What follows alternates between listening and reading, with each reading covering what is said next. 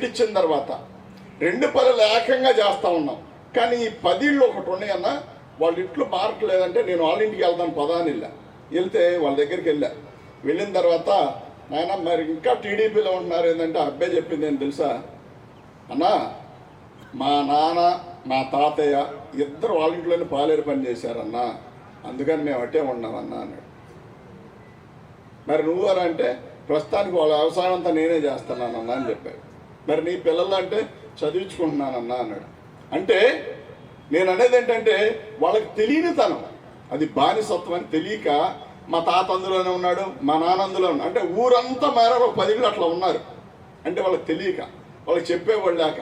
అప్పుడు మాట్లాడితే ఏమన్నాడు తెలుసా, ఈ ఎంపీ ఓటు నీకు వేస్తామని అన్నాడు. నేను అప్పుడు చెప్పాను, ఎంపీ ఓటు వేయడం కంటే కూడా ఎమ్మెల్యే ఓటు వేస్తే జగన్ గారు గెలుస్తాడరా, జగన్ గారు గెలిస్తే మన జీవితాలను గెలిపిస్తారని చెప్పి నేను ఇంటికి పిలుచుకొని 10 కుటుంబాలు